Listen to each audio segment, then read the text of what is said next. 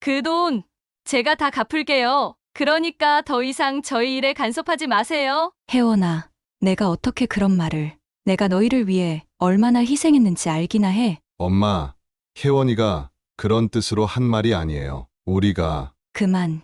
이제 됐다. 내가 더 이상 이 집에 올 이유가 없구나. 안녕하세요.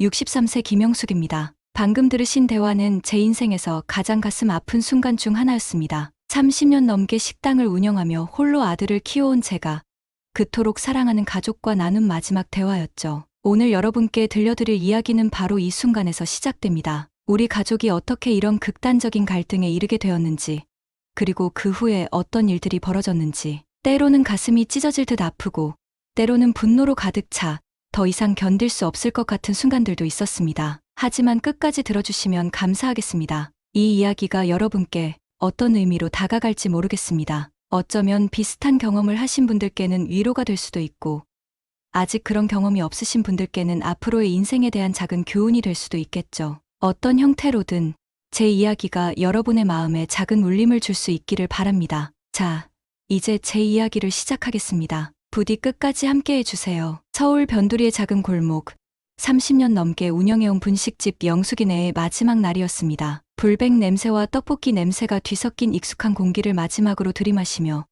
저는 가게 문을 닫았습니다. 그 순간 제 인생의 한 챕터가 끝났다는 걸 느꼈죠. 영숙 씨, 정말 그만두는 거야?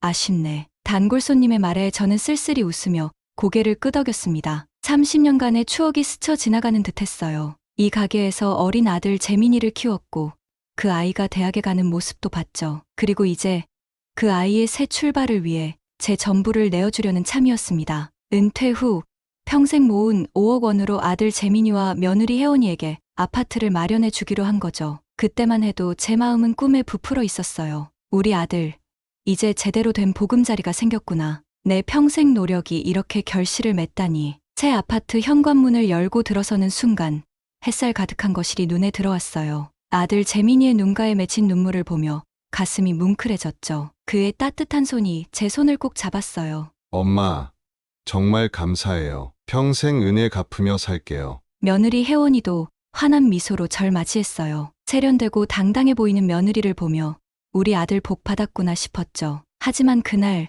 혜원이의 말 한마디가 제 마음에 살짝 걸렸어요. 어머니, 저희 집 예쁘죠? 제가 인테리어 센스가 있어서 이것저것 골랐어요. 뭔가 허전한 느낌이 들더라고요. 고맙다는 말 한마디가 없었거든요. 하지만 전 애써 그 생각을 떨쳐냈어요. 젊은 세대는 다 저렇겠지 하면서요. 그때는 몰랐죠. 이 작은 균열이 얼마나 큰 갈등으로 이어질지. 그렇게 시작된 새로운 일상.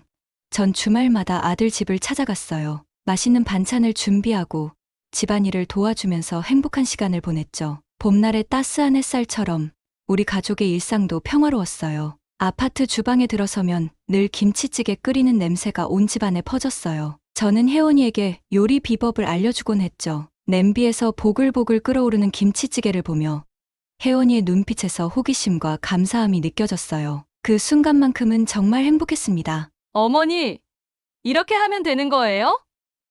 와, 정말 맛있어 보여요. 혜원이의 밝은 목소리에 저도 모르게 미소 짓곤 했죠. 하지만 그런 순간들이 오래가지는 않았어요. 시간이 지날수록 혜원이의 태도가 조금씩 변하기 시작했거든요. 처음엔 미세한 변화였어요. 반찬을 건넬 때 감사합니다라는 말 대신 그저 고개를 끄덕이는 정도였죠. 그래도 전 이해하려 노력했어요. 바쁜 일상에 지친 거겠지 하면서요. 하지만 점점 그 변화가 뚜렷해졌어요. 제가 가져다 준 반찬을 냉장고 구석에 처박아 두는 모습을 보게 되었죠. 한 번은 제가 정성껏 만든 김치를 던지듯이 냉장고에 넣는 걸 목격했어요. 그 순간 제 가슴이 찢어지는 것 같았습니다. 혜원아, 반찬 맛이 없니?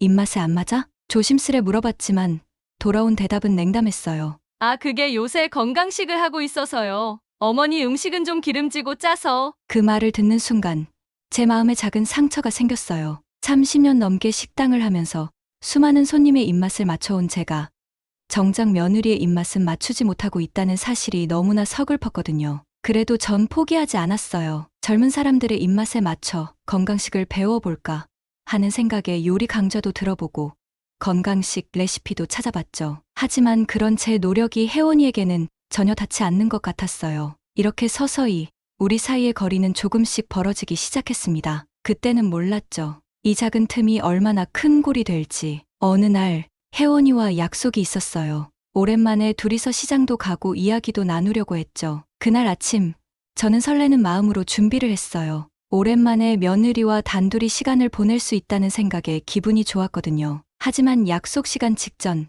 혜원이에게서 전화가 왔어요. 어머니, 정말 죄송한데 급한 약속이 생겼어요. 다음에 꼭 같이 가요. 그 말을 듣는 순간 제 마음에 작은 실망감이 스쳐 지나갔어요. 하지만 이해하려 노력했죠. 젊은 사람들은 바쁘니까 하고 스스로를 위로하면서요. 그날 저녁 우연히 혜원이의 SNS를 보게 됐어요. 그리고 그곳에서 본 글과 사진에 저는 큰 충격을 받았죠. 언니들이랑 찜질방데이 역시 주말엔 이렇게 보내야지. 그 글과 함께 찍힌 사진을 보는 순간 제 마음이 무너져 내렸어요. 내가 사준 집에서 내가 무시당하는 건가? 울컥 화가 치밀었지만 또 참았죠. 젊은 애들은 저럴 수 있지 하면서요. 그날 밤 저는 잠을 이루지 못했어요. 머릿속에서는 수많은 생각들이 맴돌았죠. 내가 잘못하고 있는 걸까? 아니면 요즘 세상이 너무 달라진 걸까? 한편으로는 제 자신이 너무 구시대적인 건 아닌지 고민도 됐어요. 하지만 또 다른 한편으로는 분노와 서운함이 치밀어 올랐죠. 제가 평생 모은 돈으로 산 집에서 이렇게 대접받아야 하나 싶었어요. 그 순간 처음으로 내가 왜 이렇게까지 해야 하지? 라는 의문이 들기 시작했습니다. 이렇게 우리 사이에 첫 번째 큰 균열이 생겼어요. 하지만 이것은 시작에 불과했죠. 더 큰 폭풍이 다가오고 있다는 것을 그때의 저는 전혀 알지 못했습니다. 그 후로 혜원이의 태도는 더욱 냉담해졌어요. 제가 가져다 준 반찬은 냉장고 구석에 처박혀 있었고 집안일을 도와주려 하면 제가 알아서 할게요라며 거절하곤 했죠. 혜원아, 혹시 내가 뭘 잘못하고 있니? 조심스럽게 물어봤지만 돌아온 대답은 차가웠어요. 아, 어머니. 그냥 저희 둘만의 시간이 필요해서요. 너무 자주 오시니까 좀 부담스러워요. 그 말을 듣는 순간 제 마음에 큰 상처가 생겼어요. 하지만 전 여전히 참았어요. 시간이 지나면 나아지겠지라고 스스로를 위로하면서요. 그렇게 서운함이 하나둘 쌓여갔습니다. 매일 밤 잠들기 전 저는 제 행동을 되돌아보곤 했어요. 내가 너무 간섭하는 걸까? 아니면 요즘 젊은 세대들이 다 이런 걸까? 하는 생각으로 밤을 지새우는 날이 많아졌죠. 이런 상황 속에서도 저는 계속해서 아들 부부의 집을 찾아갔어요. 그때마다 혜원이의 차가운 눈빛과 재민이의 어색한 미소가 저를 맞이했죠. 하지만 전 포기할 수 없었어요. 이것이 제가 할 수 있는 유일한 사랑의 표현이라고 생각했거든요. 그러던 어느 날 아들 부부가 집들이를 한다는 소식을 들었어요. 그 순간 제 마음에 작은 희망이 피어났죠. 이번 기회에 우리 관계가 좋아질 수 있을까 하는 기대감으로 가슴이 부풀었습니다. 하지만 제가 모르는 사이에 더 큰 폭풍이 우리를 향해 다가오고 있었어요. 그 집들이가 우리 가족의 관계를 어떻게 뒤흔들게 될지 그때의 저는 전혀 예상하지 못했습니다. 집들이 날이 밝았어요. 저는 아침 일찍부터 일어나 정성스럽게 음식을 준비했죠. 과일을 깎고 떡갈비를 만들고 갖은 나물을 무쳤어요. 그리고 선물로 준비한 화분도 들고 아들 집으로 향했습니다. 현관문을 열고 들어섰을 때 저는 깜짝 놀랐어요. 집안은 아직 아무런 준비가 되어 있지 않았거든요. 거실은 어질러져 있었고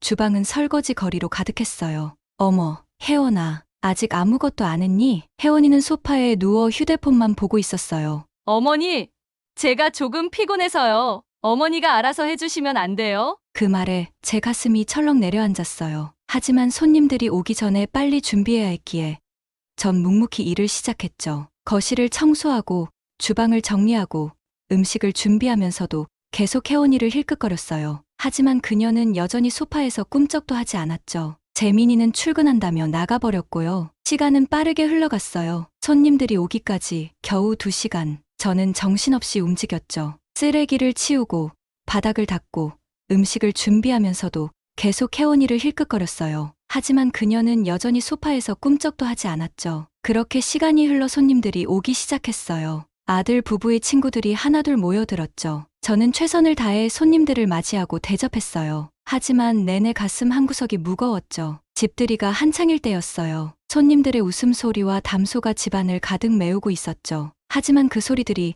제 귀에는 마치 먼 곳에서 들려오는 것처럼 희미하게 들렸어요. 제 마음은 여전히 무거웠거든요. 주방에서 설거지를 하면서 저는 계속 거실을 힐끗거렸어요. 혜원이는 이제 소파에서 일어나 손님들과 대화를 나누고 있었지만 여전히 집안일에는 손도 대지 않았죠. 설거지가 밀려 혜원이에게 도움을 청할 수밖에 없었어요. 혜원아, 잠깐 설거지 좀 도와줄래? 그때 혜원이가 한 말은 제 가슴에 비수를 꽂았어요. 어머니, 설거지는 어른이 해야 하는 거 아닌가요? 저는 손님들 접대해야 해서요. 그 말을 듣는 순간 눈앞이 캄캄해졌어요. 하지만 손님들 앞이라 아무 말도 할 수 없었죠. 그저 입술을 깨물며 참을 수밖에 없었어요. 집들이가 끝나고 손님들이 모두 돌아간 후 저는 지친 몸을 이끌고 집으로 돌아왔어요. 집에 도착하자마자 소파에 주저앉았죠. 그제서야 온몸에 힘이 빠지는 것 같았어요. 내가 왜 이들에게 이렇게까지 해야 하나? 처음으로 제 희생에 대한 의문이 들기 시작했어요. 그동안 참아왔던 모든 감정들이 한꺼번에 밀려오는 것 같았죠. 분노,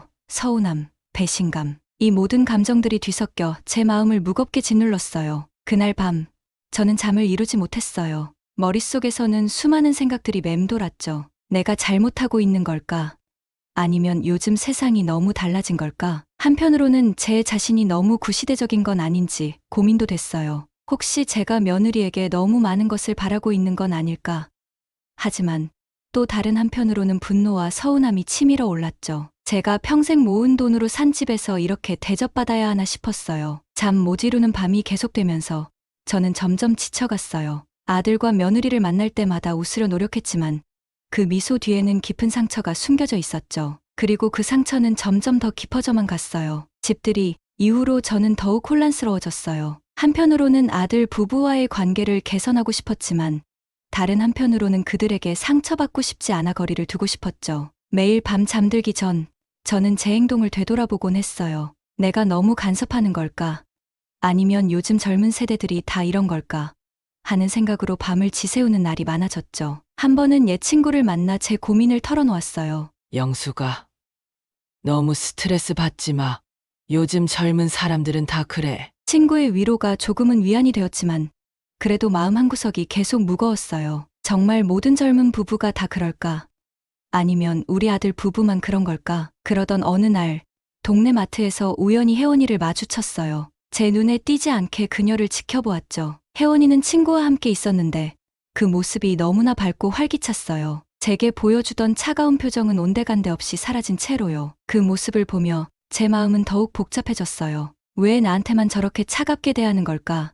내가 뭘 그렇게 잘못했다고. 시간이 흐르면서 저와 혜원이 사이의 갈등은 점점 더 깊어져 갔어요. 작은 일에도 서로 예민하게 반응하고 대화는 점점 줄어들었죠. 재민이는 그 사이에서 어찌할 바를 모르는 듯했어요. 어느 날 우연히 혜원이의 SNS를 다시 보게 됐어요. 그곳에 적힌 글을 보고 제 눈을 의심했죠. 주말은 시댁일 도우미 크크 시어머니는 가정부인 줄 아시나 봐요. 샵 주말 스트레스 샵 시댁노예. 그 글을 보는 순간 지금까지 참아왔던 모든 감정이 폭발 직전에 이르렀어요. 손이 떨리고 가슴이 뛰었죠. 그동안 쌓아온 인내의 벽이 무너지는 소리가 들리는 것만 같았어요. 전화기를 들어 아들에게 전화를 걸까 망설였어요. 하지만 그 순간 문득 이런 생각이 들더라고요. 이렇게 전화해서 뭐라 할 수 있을까? 내 아들의 가정을 망치는 걸까? 결국 전화를 걸지 않았어요. 대신 베개에 얼굴을 묻고 한참을 울었죠. 그날 밤 저는 결심했어요. 더 이상은 안 돼. 이제 그만해야 해. 다음 날 아침 저는 단단한 마음을 먹고 아들에게 전화를 걸었어요. 재민아, 지금 당장 집에 와. 할 얘기가 있어. 이제 모든 것을 털어놓을 때가 왔다고 생각했어요. 더 이상 이렇게 살 수는 없었으니까요. 하지만 그때는 몰랐죠. 이 결정이 우리 가족을 어떤 혼란 속으로 몰아넣게 될지. 아들과 며느리가 도착하자마자 저는 참았던 분노를 쏟아냈어요. 내가 평생 번 돈으로 마련해준 집에서 이런 대접을 받아야 하느냐? 혜원아, 내가 그렇게 날 무시하고 있었어? 혜원이는 처음으로 당황한 기색을 보이더라고요. 어머니, 그게 전 그냥 농담으로. 농담. 그게 농담이야. 내가 너희를 위해 얼마나 희생했는지 알기나 해. 그때 혜원이가 한 말은 제 가슴에 비수를 꽂았어요. 그 돈 제가 다 갚을게요. 그러니까 더 이상 저희 일에 간섭하지 마세요. 순간 정적이 흘렀어요. 재민이는 어쩔 줄 몰라 하며 제 눈치를 살폈죠. 엄마, 혜원이가 그런 뜻으로 한 말이 아니에요. 우리가 그만. 이제 됐다. 내가 더 이상 이 집에 올 이유가 없구나. 그 말을 끝으로 전 문을 박차고 나왔어요. 눈물이 흘러내리는 것도 모른 채 집으로 달려갔죠. 집에 도착해서야 제가 얼마나 심하게 떨고 있는지 깨달았어요. 그날 이후로 전 아들과의 연락도 끊었어요. 며느리는 철저히 외면했고요. 제 마음속에는 분노와 슬픔, 그리고 후회가 뒤엉켜 있었죠. 집에 혼자 있으면서 자꾸 과거를 돌아보게 됐어요. 내가 잘못한 걸까? 아니면 요즘 세상이 너무 달라진 걸까? 밤마다 이런 생각으로 잠 못 이루는 날이 많아졌어요. 재민이가 몇 번 찾아왔지만 전 문을 열어주지 않았어요. 그의 목소리에서 고통이 느껴졌죠. 엄마, 제발 문 좀 열어줘요. 우리 얘기 좀 해요. 하지만 전 대답하지 않았어요. 제 마음의 상처는 너무 컸거든요. 문 밖에서 들리는 아들의 한숨 소리에 가슴이 아팠지만 그래도 문을 열 수 없었어요. 시간이 흐르면서 저는 점점 더 고립되어 갔어요. 텔레비전을 틀어놓고 멍하니 바라보는 날도 있었고 창밖을 하염없이 응시하며 시간을 보내기도 했죠. 가끔 옛 친구들이 전화를 걸어왔지만 대부분 받지 않았어요. 그렇게 몇 주가 지나갔어요. 집 안에 혼자 틀어박혀 지내면서 저는 점점 더 우울해져 갔죠. 매일 아침 눈을 뜨면 오늘도 이렇게 혼자구나라는 생각이 제일 먼저 들었어요. 한때는 활기찼던 제 일상이 이제는 무의미한 시간의 연속이 되어버렸어요. 아침에 일어나 커피 한 잔 마시고 텔레비전을 틀어놓고 멍하니 바라보다가 다시 잠들고 이런 날들의 반복이었죠. 누구와도 대화하고 싶지 않았어요. 내 마음을 누가 이해할 수 있을까 싶었거든요. 영수가 요즘 어떻게 지내? 얼굴 좀 보자. 친구의 걱정 어린 목소리에도 저는 그저 짧게 대답할 뿐이었어요. 아니야, 난 괜찮아. 좀 바빠서. 거짓말이었죠. 전 아무것도 하지 않고 있었으니까요. 하지만 그 누구에게도 제 진짜 마음을 털어놓을 수 없었어요. 밤이면 꿈에서 어린 시절의 재민이를 만나곤 했어요. 그때는 얼마나 순수하고 사랑스러웠는지. 눈을 뜨면 베개가 눈물로 젖어 있었죠. 그리고 현실로 돌아오면 또다시 가슴이 아팠어요. 내가 뭘 그렇게 잘못했지? 왜 이렇게 됐을까? 혼잣말처럼 중얼거리며 또 하루를 시작했어요. 이런 날들이 계속되면서 저는 점점 더 현실과 단절되어 갔어요. 어느 날 우편함에서 재민이가 보낸 편지를 발견했어요. 떨리는 손으로 편지를 펼쳤죠. 엄마, 정말 죄송해요. 제가 어리석었어요. 혜원이도 많이 반성하고 있어요. 우리 다시 예전처럼 지낼 수 없을까요?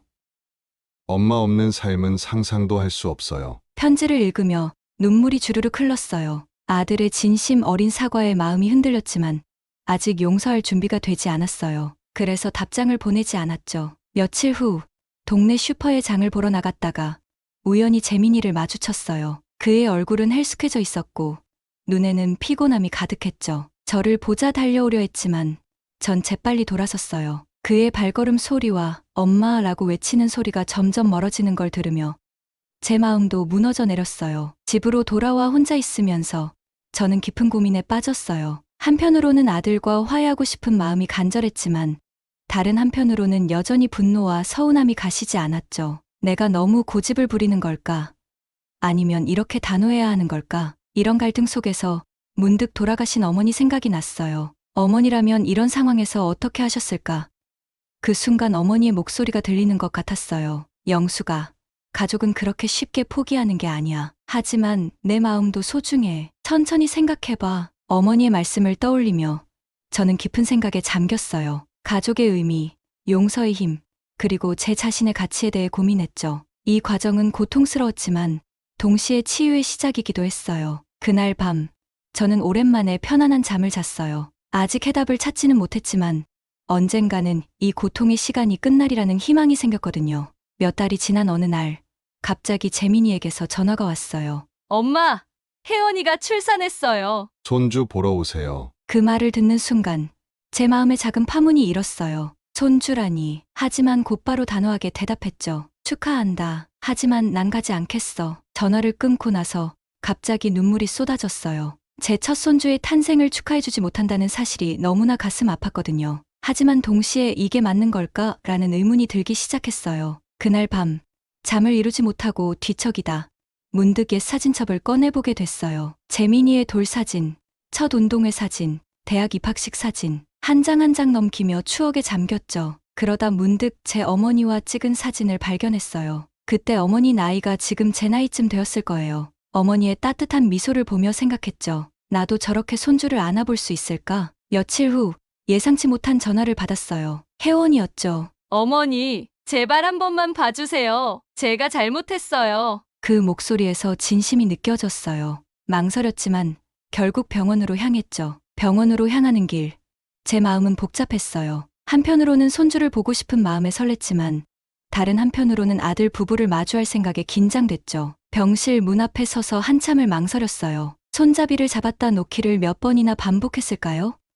깊은 숨을 들이쉬고 천천히 문을 열었어요. 병실에 들어서자 혜원이가 눈물을 흘리며 절 바라봤어요. 어머니, 정말 죄송해요. 제가 너무 몰랐어요. 아이를 낳고 키우면서 비로소 부모님의 마음을 조금이나마 이해하게 됐어요. 그 말을 듣는 순간 제 마음의 벽이 조금씩 무너지기 시작했어요. 작은 아기를 안아보니 모든 게 녹아내리는 것 같았어요. 보드라운 살결, 작고 여린 손가락, 그리고 천사 같은 얼굴. 이 작은 생명을 보니 그동안의 모든 갈등이 부질없게 느껴졌어요. 재민이가 조심스레 물었죠. 엄마, 우리 아들 이름을 뭐라고 지을까요? 잠시 생각에 잠겼다가 대답했어요. 사랑이 어떠니?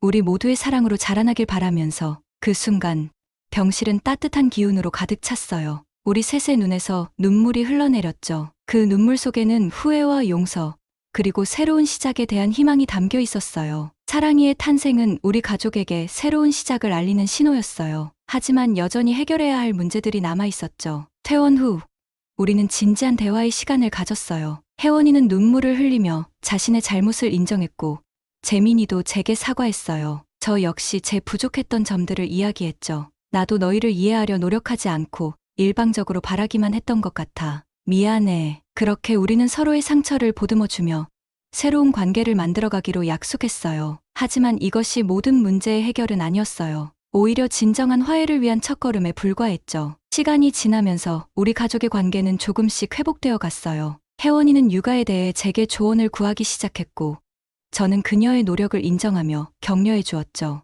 어머니, 사랑이가 밤에 자주 깨는데 어떻게 하면 좋을까요? 그럴 때는 따뜻한 물로 배를 마사지해 주면 좋아. 재민이도 어렸을 때 그렇게 했었지. 이런 대화들을 나누면서 우리 사이의 벽이 조금씩 허물어져 갔어요. 재민이도 변했어요. 퇴근 후에는 꼭 사랑이와 시간을 보내려 노력했고 주말이면 우리 모두가 함께 시간을 보냈죠. 엄마, 오늘은 제가 요리할게요. 엄마가 가르쳐 주신 김치찌개 한번 만들어 볼게요. 재민이의 이런 모습을 보면서 저는 뿌듯함을 느꼈어요. 하지만 여전히 작은 갈등들은 있었어요. 육아 방식이나 집안일에 대한 의견 차이로 가끔 언성이 높아질 때도 있었죠. 그럴 때마다 저는 깊게 심호흡을 하고 생각했어요. 우리는 서로 다른 세대, 다른 환경에서 자랐지. 천천히 이해해 나가면 돼. 사랑이가 100일을 맞이했을 때 우리는 작은 잔치를 열었어요. 그날 혜원이가 절 따로 불러 이야기를 하자고 하더라고요. 어머니, 이제야 제대로 사과드립니다. 제가 얼마나 이기적이고 무례했는지 정말 죄송합니다.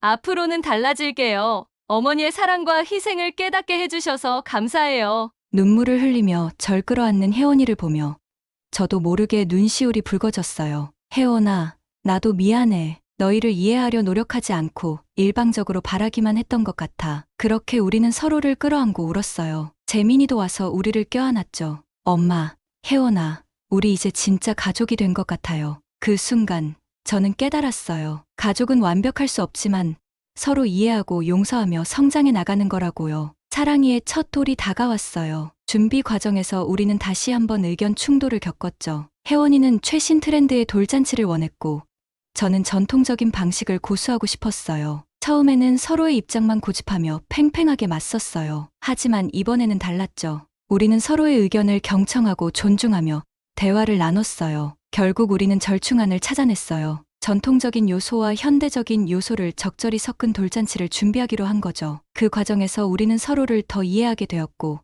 가족의 의미를 다시 한번 생각하게 되었어요. 돌잔치 당일 사랑이는 고운 한복을 입고 환하게 웃었어요. 그 모습을 보며 우리 모두의 눈시울이 붉어졌죠. 그 순간 저는 깨달았어요. 완벽한 가족은 없지만 서로 이해하고 사랑하려 노력하는 가족은 있다는 걸요. 지금도 가끔은 갈등이 있어요. 하지만 이젠 그 갈등을 두려워하지 않아요. 오히려 그것을 통해 우리가 더 성장할 수 있다고 믿게 되었거든요. 이제 저는 매일 감사한 마음으로 살아가고 있어요. 내 아들, 며느리, 그리고 손주와 함께 행복한 가정을 만들어가고 있다는 사실에 감사하면서요. 우리 가족의 이야기가 여러분께 어떻게 다가왔을지 모르겠어요. 어쩌면 여러분도 비슷한 경험이 있으실지도 모르겠고, 아니면 전혀 다른 상황에 계실 수도 있겠죠. 하지만 한 가지 확실한 건, 가족이라는 건 완벽할 수 없다는 거예요. 서로 다른 배경, 가치관, 성격을 가진 사람들이 모여 하나의 가족을 이루는 건 결코 쉬운 일이 아니에요. 하지만 그 과정에서 우리는 성장하고 더 넓은 마음을 갖게 되는 것 같아요. 제 이야기가 혹시라도 비슷한 상황에 처한 분들께 작은 위로나 희망이 되었으면 좋겠어요. 그리고 아직 결혼하지 않은 분들께는 앞으로 만들어갈 가정에 대한 작은 통찰이 되었으면 해요. 가족 간의 갈등은 누구나 겪을 수 있는 일이에요. 중요한 건 그 갈등을 어떻게 해결해 나가느냐 하는 거죠. 서로를 이해하려는 노력, 용서할 줄 아는 마음, 그리고 함께 성장하려는 의지. 이 세 가지만 있다면 어떤 어려움도 극복할 수 있을 거예요. 여러분의 가정에도 언제나 사랑과 이해, 그리고 행복이 가득하기를 바랍니다. 긴 이야기 들어주셔서 정말 감사해요.